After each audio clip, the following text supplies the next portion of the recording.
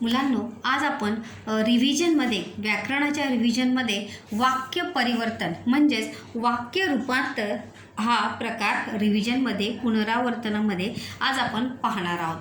प्रश्न आपल्याला येतो परीक्षेमध्ये की दिलेल्या सूचनेनुसार वाक्यात बदल करा. तसा वाक्य प्रकाराचा जो प्रश्न आहे तो आपल्याला 4 मार्कांसाठी येत असतो. 2 मार्क वाक्याचा प्रकार ओळखण्यासाठी आणि 2 मार्क हे वाक्यात बदल करण्यासाठी म्हणजे वाक्यात परिवर्तन करण्यासाठी, वाक्यात रूपांतर करण्यासाठी.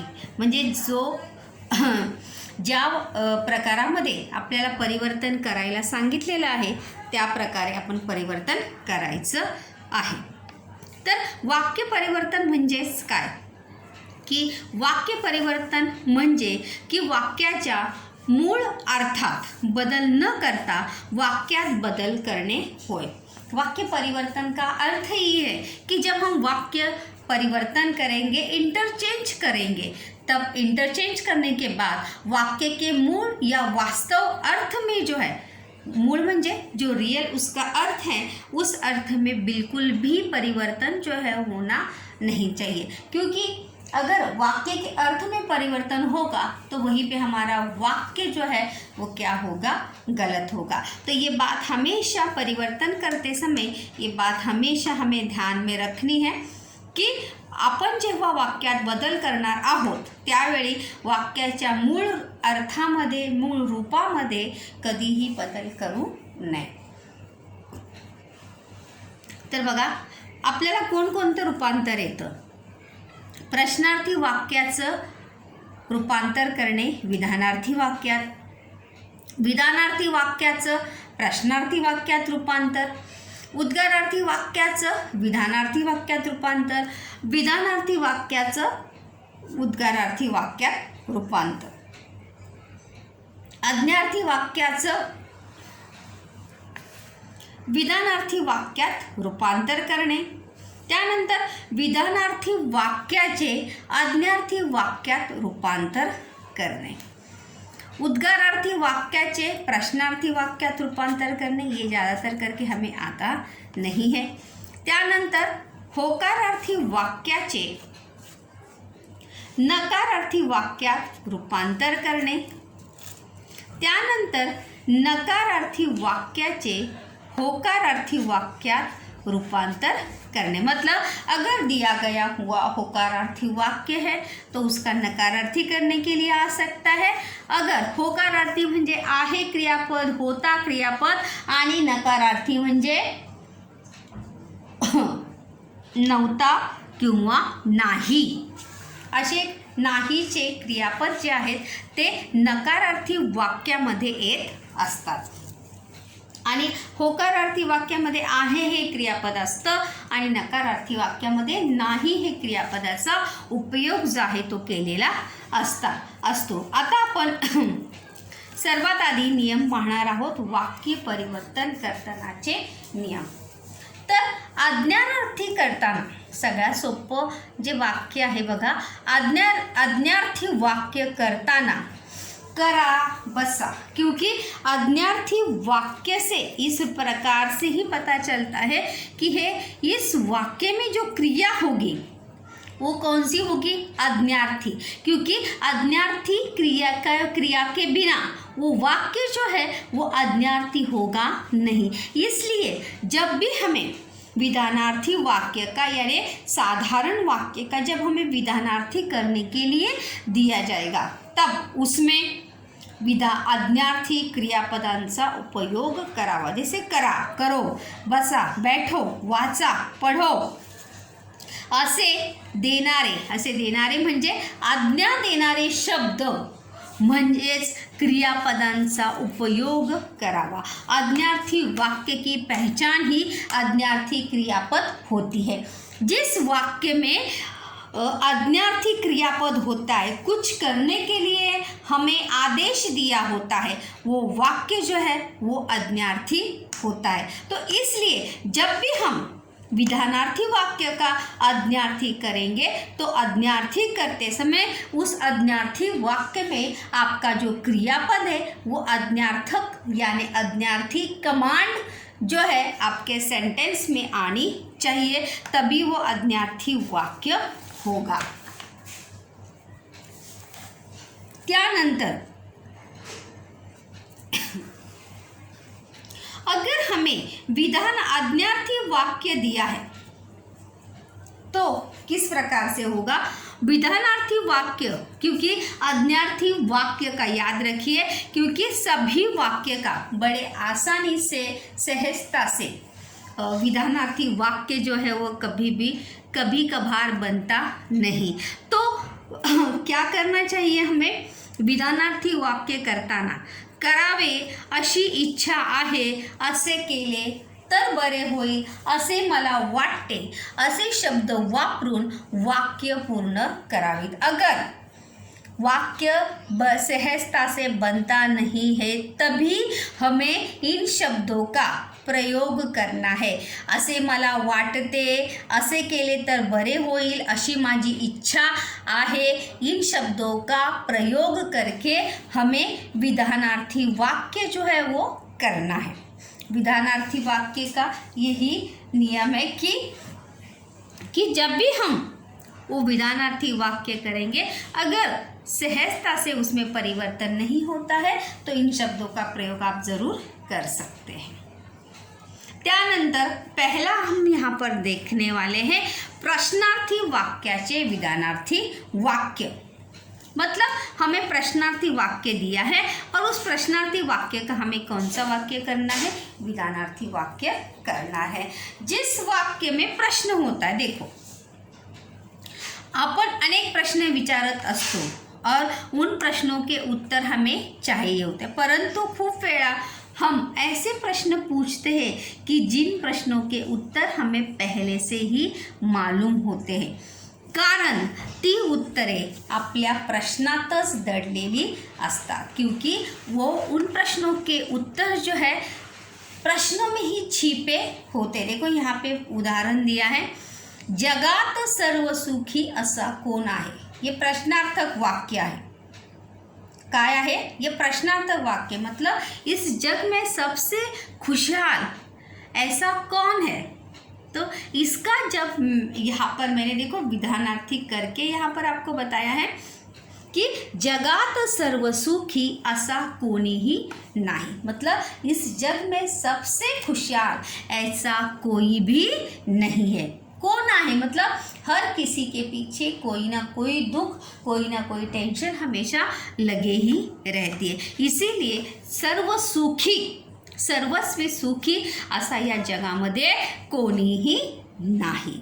जैसे कि मैंने शुरुआत में कहा कि कुछ प्रश्नों के उत्तर उन प्रश्नों में ही छिपे होते हैं, इसीलिए वाक्य को तोड़ मड़ोड़ न करते हुए उसका अर्थ समझकर हमें उससे समझना है। देखो मैंने यहाँ पर एक नियम भी, अगर आपको लास्ट टाइम का याद होगा स्टुडंट्स, बच्चों जर तुमच्या लक्षात असेल तर बघा, याचाच अर्थ असा, देखो ये बातें जो है याद रखनी है, याचाच अर्थ असा कि वाक्य जर प्रश्नार्थी होकारार्थी असेल, ध्यान में रखिए, वाक्य जर प्रश्नार्थी होकारार्थी असेल तर त्याचे विधानार्थी करताना ते नकारार्थी होईल। जैसे हम इंग्लिश में क्वेश्चन टैग पढ़ते हैं, जब वाक्य when sentence is positive then question tag is negative, and when sentence is negative question tag is positive. तो उसी प्रकार से याचाच अर्थ असा कि अगर हमें दिया हुआ प्रश्नार्थी वाक्य होकारार्थी है तो जब हम उसका विधानार्थी करेंगे तो वो विधानार्थी क्या होगा? विधानार्थी नकारार्थी होगा। मतलब वो नकारार्थी वाक्य नहीं होगा, लेकिन वो विधानार्थी नकारार्थी वाक्य होगा, क्योंकि होकारार्थी वाक्य और नकारार्थी वाक्य ये विधानार्थी वाक्य के ही क्या है? सब टाइप्स है। उसी प्रकार से देखिए, तसेच वाक्य उसी के अपोजिट, तसेच वाक्य जर प्रश्नार्थी नकारार्थी असेल तर त्याचे विधानार्थी करताना ते होकारार्थी होईल।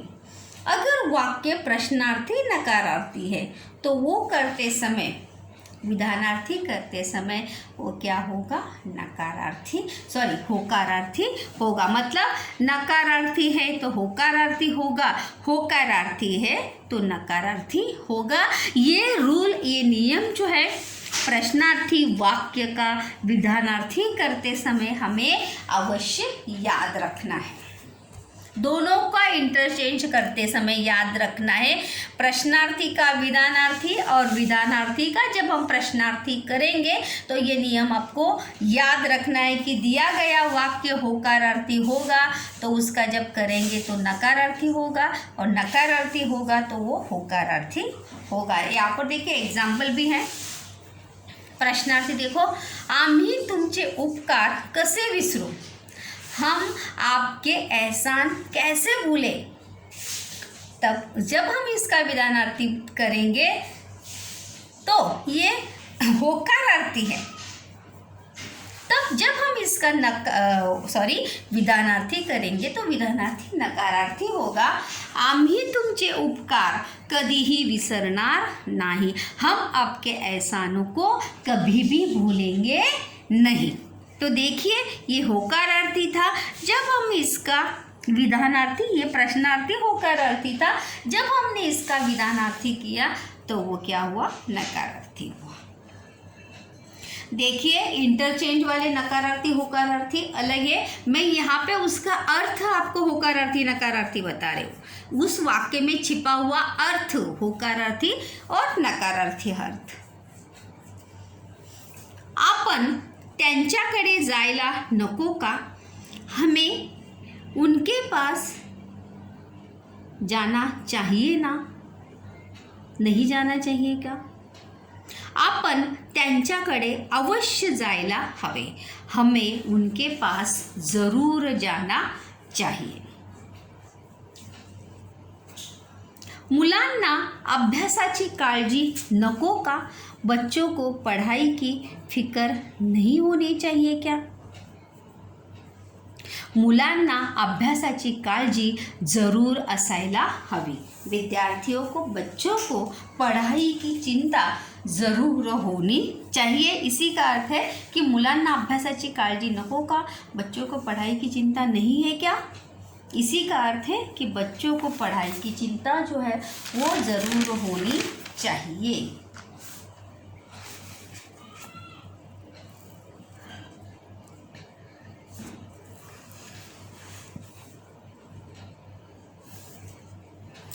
उसके बाद वाक्याची रचना बदलून प्रश्नार्थक करावी। त्यानंतर विधानार्थी, उद्गारार्थीचे विधानार्थी करताना देखो की तेव्हा वापरतो जेव्हा आपल्याला आपले म्हणणे समोरच्या व्यक्तीला सांगायचे असते। देखिए जेव्हा अपन उसमें उद्गारवाचक शब्द का भी प्रयोग हम करते हैं, परंतु जेव्हा आपण विधानार्थी वाक्य बनवतो तेव्हा ते परिणामकारक सांगण्यासाठी त्या उद्गारवाचक शब्दाऐवजी आपल्याला विशेषण वापरावे लागते। अगर आपको याद होगा तो सिखाते समय मैंने आपको ये बात बताई थी कि हम बोलते समय, लिखते समय ज़्यादा से ज़्यादा उद्गारवाचक शब्दों का प्रयोग जो है वो नहीं करते हैं। अरे रे रे रे, आहा, ऐसे शब्दों का प्रयोग जो है लगभग बहुत रेयरेस्ट में करते हैं, और उसकी जगह पर हम किसका, अपनी बात जतलाने के लिए हम वहाँ पर विशेषण का प्रयोग करते हैं। किसका प्रयोग करते हैं, वहाँ पर विशेषण का प्रयोग करते हैं, क्योंकि हमें अपनी बात जो है सामने वाले व्यक्ति को जोर देकर वहाँ पर हमारी बात उसे बतानी है, उसे समझानी है। और जब हम यहाँ पर देखिए एग्जाम्पल है, केवढी उंच इमारत आहे ही। यहाँ पर देखिए ये उद्गारार्थी है। क्या है, उद्गारार्थी है। और मैंने आपको बताया था कि किति की जगह पर हमें खूब का प्रयोग वहाँ पर करना है। जहाँ पर किति होगा उद्गारवाचक वाक्य में, तो जब हम उसका विधानार्थी वाक्य करेंगे तो विधानार्थी वाक्य करते समय वहाँ पर हमें खूब का प्रयोग वहाँ पर करना है। जैसे कि यहाँ पर केवढ़ी, केवड़ी यानी भी किती होता है। तो इसीलिए जब हमने इसका विधानार्थी किया है तो इस केवड़ी के जगह पे मैंने किसका प्रयोग यहाँ पर किया है, खूप का प्रयोग किया है। किसका प्रयोग किया है, खूप का। केवढी उंच इमारत आहे ही इमारत खूप उंच आहे। तो यहाँ पर केवड़ी ये शब्द वहाँ से निकल गया और वहाँ पर और वाक्य की रचना भी वहाँ पर हमें क्या करनी है, चेंज करनी है। आज गाड़ीत किती गर्दी होती। आज गाड़ी में बहुत भीड़ थी। गर्दी यानी भीड़। आज गाड़ी तो खूप गर्दी होती। किती की जगह पे खूप का प्रयोग वहाँ पर करना है और वाक्य रचना बदली करके लिखनी है। कभी कभी देखिए ये किती ये जो है वो शुरुआत में भी आता है। किती गर्दी होती आज गाड़ीत, ऐसा भी आ सकता है। किती गर्दी होती आज गाड़ीत, ऐसा भी आ सकता है। किती गर्दी होती आज गाड़ीत, ऐसा भी आ सकता है। तो वाक्य रचना को भी सेंटेंस फॉर्म, सेंटेंस सीक्वेंस को भी हमें वहाँ पर याद रखना। देखिए नेक्स्ट सेंटेंस वहाँ पर ही दिया है, ताजमहल किती सुंदर आहे। ताजमहल किती सुंदर आहे। दूसरा है किती सुंदर आहे ताजमहल। दोनों रूप से मैंने यहाँ पर आपको बताया है। देखो तो जब हम इसका ये दोनों प्रकार से विधानार्थी उद्गारवाचक है, देखो ये भी और ये भी। तो जब हम इस उद्गारार्थी का विधानार्थी करेंगे तो सिर्फ क्या होगा, किती की जगह पे खूप का प्रयोग किया है और ताजमहल खूप सुंदर आहे।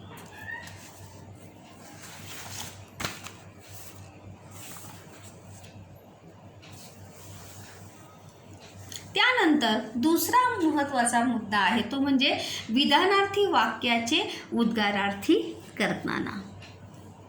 साधारण वाक्य का उद्गारार्थी करते समय वहाँ पर क्या करना है कि वहाँ पर किती शब्द से, मैंने अभी जैसे कहा, देखो यहाँ पर एकीकडे खूप पडझड सुरू आहे। किती पडझड सुरू आहे एकीकडे। वाक्य की रचना जो है वहाँ पर बदली हो गई। तो देखावा खूप सुंदर आहे। किती सुंदर आहे तो देखावा। दृश्य खूप सुंदर आहे। किती सुंदर दृश्य आहे।